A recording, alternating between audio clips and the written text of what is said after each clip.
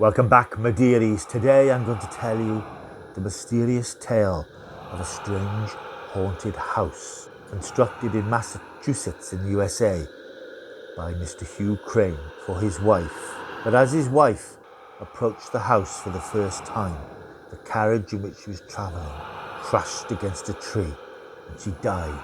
Hugh Crane was devastated, but he remarried. His second wife was to suffer no better a fate as she fell down the stairs and was killed. Crane's daughter Abigail stayed in the house for the rest of her life, but she never left her nursery room. She lived and she died there. She died calling out for her companion, her maid. She was otherwise engaged. The house was left to the companion, but it was too much for her, and she hanged herself from the house's forbidding spiral staircase. The house stayed empty for many years and fell into disrepair. Then it attracted the attention of Dr. John Markway, who was intrigued by the stories of the strange goings-on at this mysterious, creaking old house. He decided to embark on a paranormal investigation into the place known as Hill House.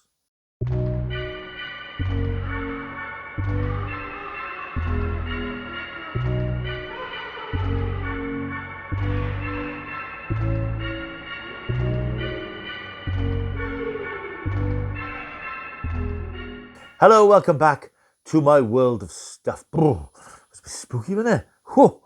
My name is Paul Mount. By the way, if you're new here, why not think of liking and subscribing to this channel? It's not just horror, it's science fiction, fantasy, TV, films, classic stuff. All sorts of cult entertainment can be found here in my world of stuff. So click that like and subscribe button. Show that QR code to your phone and you're part of my peculiar world. Yes, welcome back. I have to accept now that it's the 28th of October. We are creeping towards Halloween. Halloween night, not Halloween season. It's a few hours on the 31st of October. However, I will accept that now is the time of year when you probably fancy hunkering down with something spooky and mysterious and creepy. And today I'm going to take a look back at a film from 1963. It's called The Haunting. You may know it from later incarnations as The Haunting of Hill House, based on a 1959 novel of the same name written by Shirley Jackson. The story first came to the screen in a film in 1963. It's a film which, on the face of it, appears to be nothing out of the ordinary. It's a haunted house film. It's a film about people in a house that's been enveloped by its own dark past.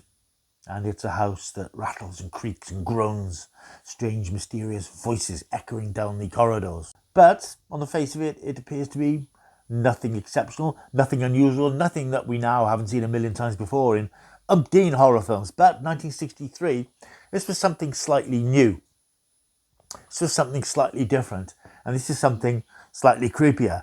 Over the years, this is a film that has built up a formidable reputation to the point that it's now regarded as one of the best horror films of all time. No less a person than Martin Scorsese himself says that it's first on his list of scary horror films. Robert Wise, the director of the film, says that Steven Spielberg told him that the film was the scariest film ever made. Richard Johnson, who stars in the film as Dr. Markway, he says that Steven Spielberg considers it one of the seminal films of his youth. And in the 2007 book, The Rough Guide to Film, The Haunting is described as one of the most frightening films ever made. And the lead performance by Julie Harris is described as being played with an intensity that's frightening in itself. So, what's this film got? What's so special about this film? I saw this film, I'm thinking it's got to be 20, 25 years ago, possibly longer. It's hard to remember, but I've certainly seen it before. I think I might have watched it from the perspective of somebody who'd been watching Hammer horror films and Universal horror films. Even the Universal films seemed much scarier and much more explicit in terms of their horror credentials than The Haunting, which seemed a little bit tame. And as a person who'd grown up watching the Kensington gore of the Hammer films and Christopher Lee and Peter Cushing stalking about the place in various iterations of Dracula, Frankenstein and the Mummy, this rather low-key story of people in a potentially haunted house just seemed a bit tame. My main memory of it, I think, is being slightly irritated by the lead performance from Julie Harris as Eleanor Lance. She's a bit of an outsider. She's no family to speak of. Her mother passed away sometime earlier, and as the film progresses, we discover that she has certain issues of guilt surrounding that. But her family don't particularly want her around, and she's a bit of a loner. She has no place in the world. She's very nervy. She's very anxious. And she's quite plain, I think, in comparison to one of the other female characters in the film, Theodora, who is a psychic, who is very glamorous and very vivacious. And the film often plays the two against each other. Eleanor, who is unassuming, and Theodora, who is outgoing. The story of the film then, as I indicated, introduces us to Dr. Markway, played by British actor Richard Johnson. He wants to carry out an investigation of Hill House because he's heard of its reputation over the years, and he sends out invitations to a number of people who he thinks might be able to help him in his investigation of the house. It's a massive, great Gothic folly, a huge place, turrets, great big windows, porticos, archways.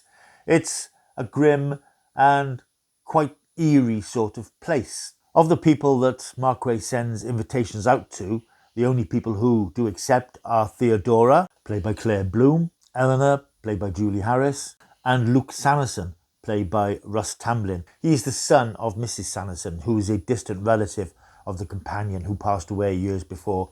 She is effectively the owner and custodian of the house. So this little group gathered together in the house, and they conduct, not exactly experiments, but they inhabit the house just waiting to see if anything from beyond reaches out, if anything supernatural is out there, if anything peculiar and evil and disturbing occurs. And things do occur.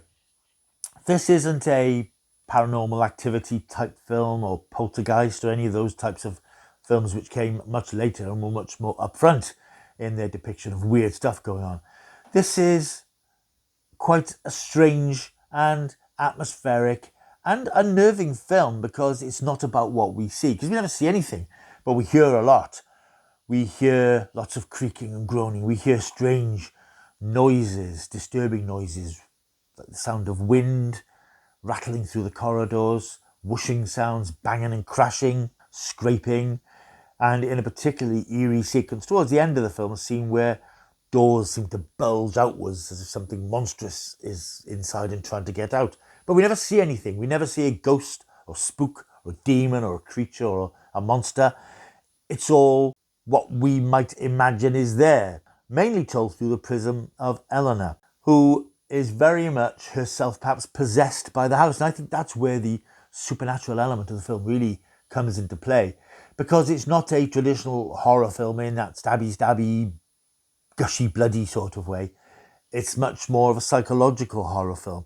And it's about this woman who comes to this place, which she starts to regard as the only place that she belongs in, because she has no other home. She has no family who care about her or care for her. Nobody's really interested in her. But she comes to Hill House.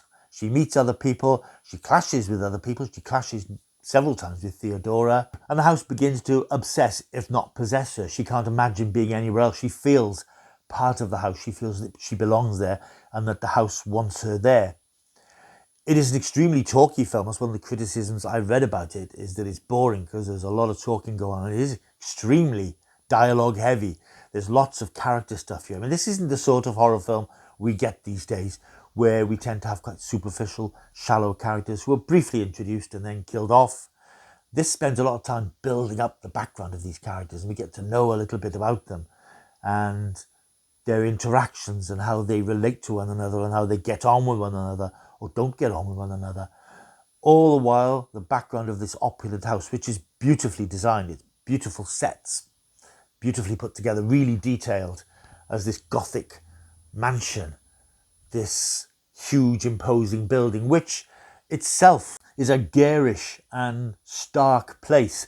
Part of the production design of the film is that it was to be very brightly lit. There were no dark spaces. There's no scenes taking place in dark corners or dimly lit rooms. It's all very bright and stark with odd angles. Every room in the set has a ceiling, which isn't always the case on film sets, where you get the camera looking in, but you don't often get to see the ceiling. So the set was intricately designed for an added feeling of stifling claustrophobia. And as one of the characters announces at the beginning of the film, There are slightly awkward angles from the walls and the ceilings. It's an odd building, but it isn't in any way a typical horror film haunted house, which I think is what adds so much to its impact.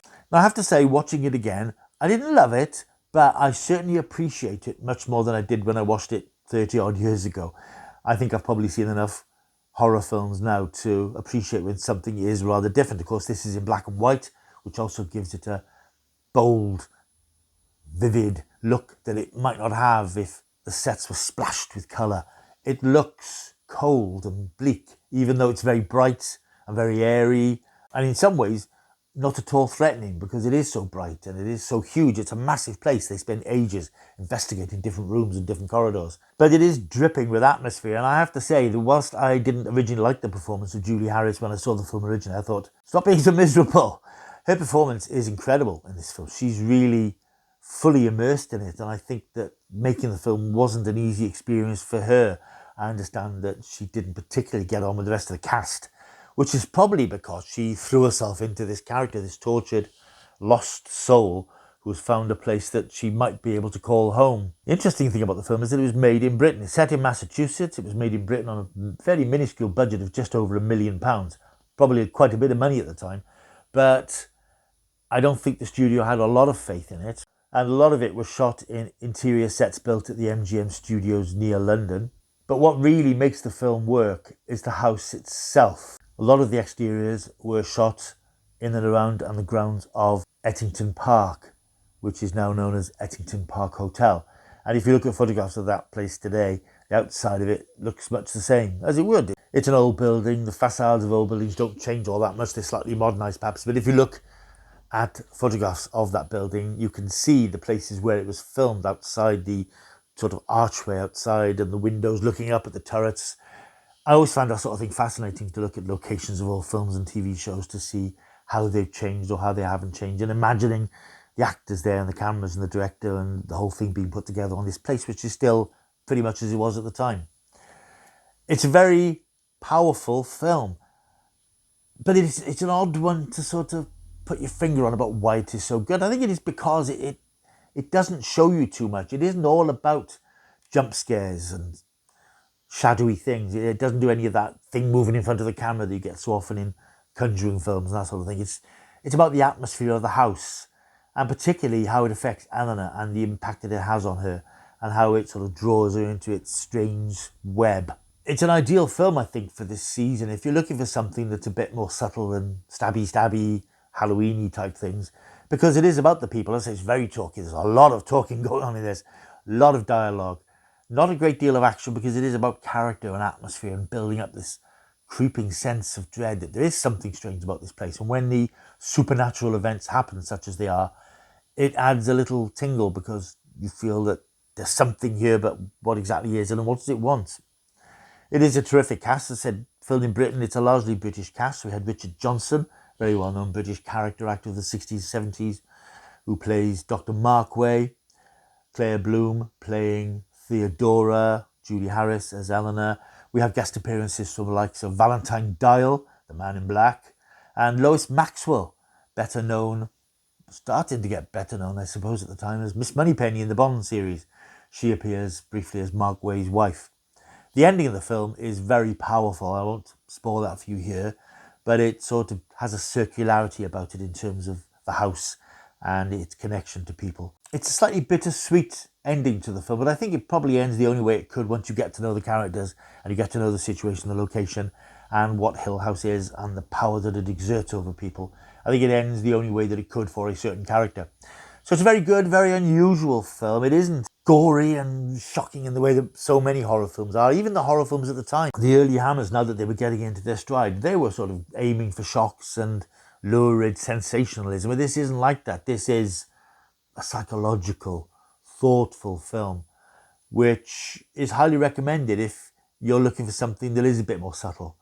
If you want to see it, incidentally, it's on the BBC iPlayer. I was looking for it last week because somebody recommended that I take a look at it, and I thought, yeah, I haven't seen that for years. I'll do a Halloween video on that one.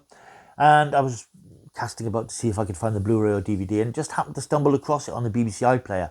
I dare say it's there because of Halloween season, and I recommend you take a look at it. Don't expect something that will terrify you. Don't expect it to be a gibbering wreck when it's over.